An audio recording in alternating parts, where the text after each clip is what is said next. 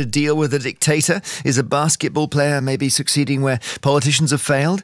Or is Dennis simply a clown who's giving legitimacy to a brutal autocrat? Let's speak to George Galloway, Respect MP for Bradford West and a friend of Dennis Rodman, and also Charlie Wolfe, American political commentator who's on the Daily Politics tomorrow, saying that Ayn Rand is his favourite political thinker.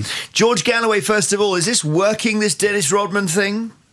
Well, the proof of the pudding will be in the eating. There's more than one way to skin a cat, if I can put it that way. And let's see if Dennis's rapprochement with the leadership in North Korea is successful. Certainly, it must be worth a try. Nothing else has worked. The world's been in a nuclear-armed standoff with North Korea, basically for 50 years. North Korea is ringed by American bases, most of them nuclear-armed, pointing at it and at China. And the peculiarities of the North Korean regime, which are many and sometimes bizarre, make dealing with them in conventional ways more difficult. Dennis Rodman's a very well-meaning person. He's politically unsophisticated. But maybe that's what's needed in this episode. Charlie Wolfe, what can go wrong here? Oh, everything. I'm cringing just listening to this. Not to George, but listening to him singing Happy Birthday, Dennis Rodman. As George said, what experience in foreign affairs does Dennis Rodman have? And all he's doing, unfortunately, this isn't a case of jaw.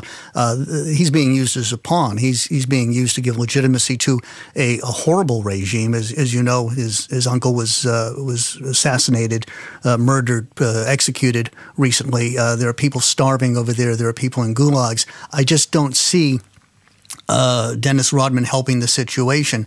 Again, he's only helping Kim Jong-un, and I don't think that's a good thing. If we think about the uncle for a second, it's possible if Rodman had got into this earlier, he could have saved the uncle, couldn't he? He could have said to him, he's the only one who could say it, look, I'm not sure you should kill your uncle.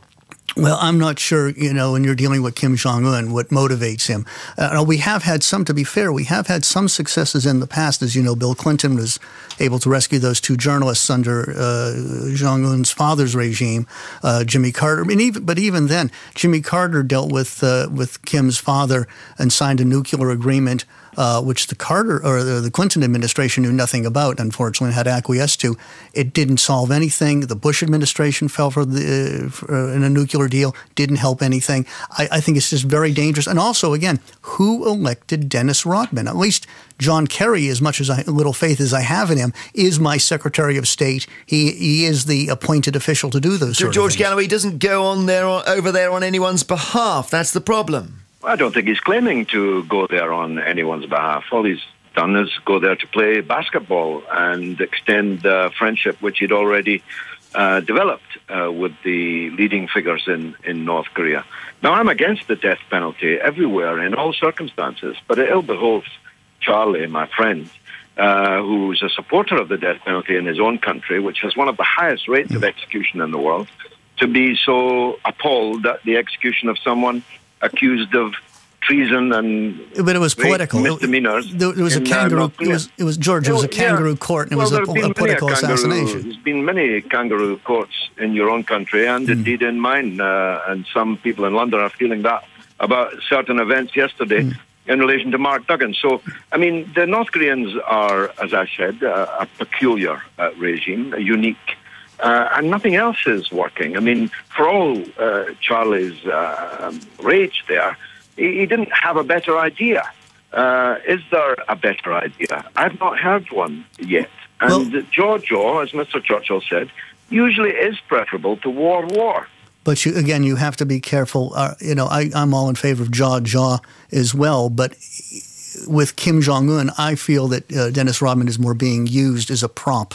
And it's not helping Kenneth Bae, who's being held over there. It's not helping the people who are starving in North Korea because of the Marxist regime that's there, the totalitarian regime. I'm all in favor of jaw. I just, again, I think it's not Dennis Rodman. It should be, probably someone else very quietly in the background. This is just a circus, essentially. George, I remember when I was a correspondent having to report on your meeting with Saddam Hussein in 1994, which takes us back. And we've got a little tape of what you said. Sir, I salute your courage, your strength, your indefatigability. I can honestly tell you that there was not a single person to whom I told I was coming to Iraq and hoping to meet with yourself who did not wish me to convey their heartfelt, fraternal greetings and support.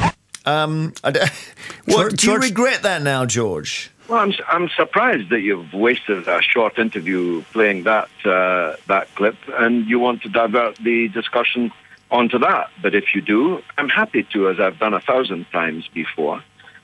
Not at all.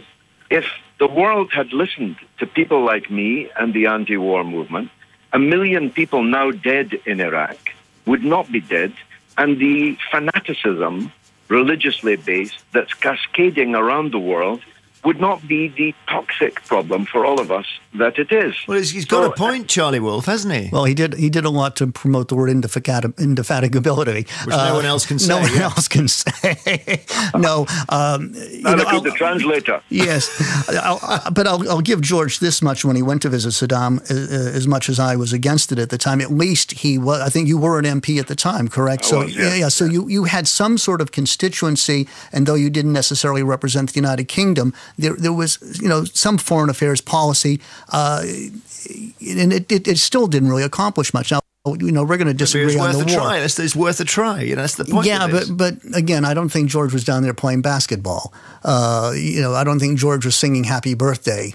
He may have been saluting his indefatigability. I could say at that time. Dennis is not a politically sophisticated man. He's doing what he can do almost fearlessly, and that is play basketball.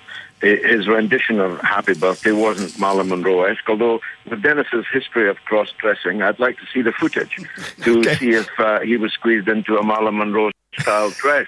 But he means the best, and nothing bad can come of it. Okay, thank you both. Sam is making the point that he is being used, but Kim Jong-un is not gaining anything from the presence of Dennis Rodman there. Thank you both very much. I think we ranged throughout every subject possible in that interview. George Galloway, Respect MP for Bradford West and a friend of Dennis Rodman, and Charlie Wolf, American political commentator. Talking about Dennis Rodman, the